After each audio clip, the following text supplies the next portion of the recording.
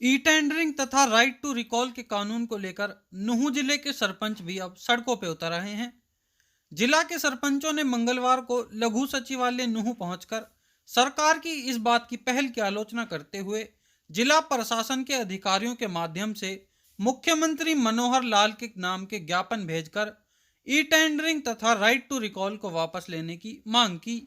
पत्रकारों से बातचीत के दौरान सरपंचों ने कहा कि एक तो चुनाव 5 साल के बजाय 7 साल में कराए गए। पिछले 2 साल से गांव के विकास में तेजी नहीं हो पाई।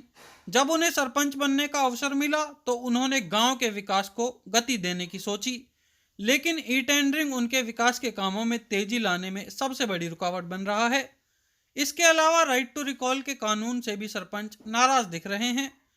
लघु सचिवालय नुहू परिसरों में सरपंचों ने पहले तो सरकार के विरोध में जमकर नारेबाजी की और सरकार से इन दोनों मामलों को वापस लेने की मांग की है।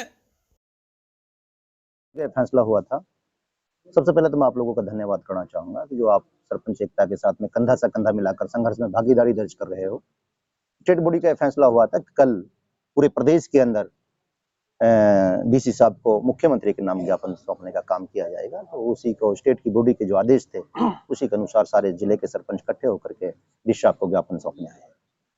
ई टेंडरिंग का जो मामला है, ई टेंडरिंग का जहाँ मामला आता है, आज ई टेंडरिंग का जो ग्रामीण आंचल पे जो ई टेंडरिंग थोपी गई है, जहां सरपंच के पास में पिछले कार्यकालों में 20 लाख की ताकत थी कि अपनी समझ से अपना वो प्रस्ताव तैयार कर करके किसी भी रास्ते को, गांव के किसी भी विकास के काम को अच्छी गति देने का काम कर सकता था।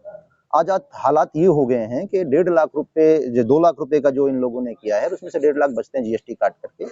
उससे शायद मुझे नहीं लगता कि 100 फुट की नाली को भी बनाने का काम किया जा सकता है।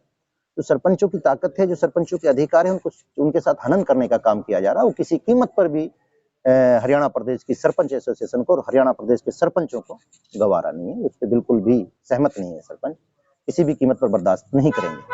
नहीं, वो तो हमारा स्टेट बॉडी ने पहले ही फैसला ले लिया था कि किसी भी कीमत पर हम सिर्फ मुख्यमंत्री से बात करेंगे। उससे निचले स्तर पर किसी कैबिनेट से, किसी विधायक से, किसी अधिकारी से हम बात नहीं करेंगे।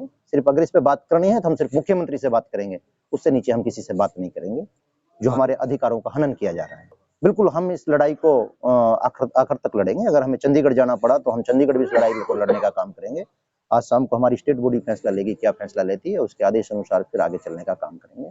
आज हालात ये हैं कि ग्रामीण आंचल में जो भाईचारे को बढ़ाने का और भाईचारे को सुधारने का जो सरपंच, जो छोटी सरकारें काम करती हैं, आज देश के ढांचे को, देश के ताने बाने को छोटी सरकारें बनने का काम करती हैं।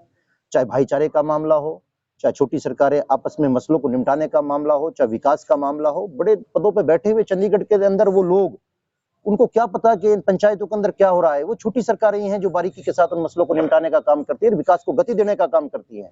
सामने चुनाव आ रहे हैं, बड़े विश्वास के साथ। मैं खुद बीजेपी, भारतीय जनता पार्टी का कार्यकर्ता था। मैं 10 साल से भारतीय जनता पार्टी के साथ जुड़ करके वोट देने का काम कर रहा था। क्योंकि जहां हमारे अधिकारों की लड़ाई का मामला है, जहां छोटी सरकार की ताकत को खत्म करने का मामला है, वहां कोई पार्टी, क्योंकि हमारी तो अपनी सरकार है, हमारे पास अपनी कैबिनेट है, हमारे जो मेंबर्स होते हैं वो हमारी कैबिनेट है। और सरपंच गांव का मुख्यमंत्री होता है, एज ए प्राइम मिनिस्टर होता है गांव का। उसकी कलम में, उसके प्रस्ताव में ताकत है।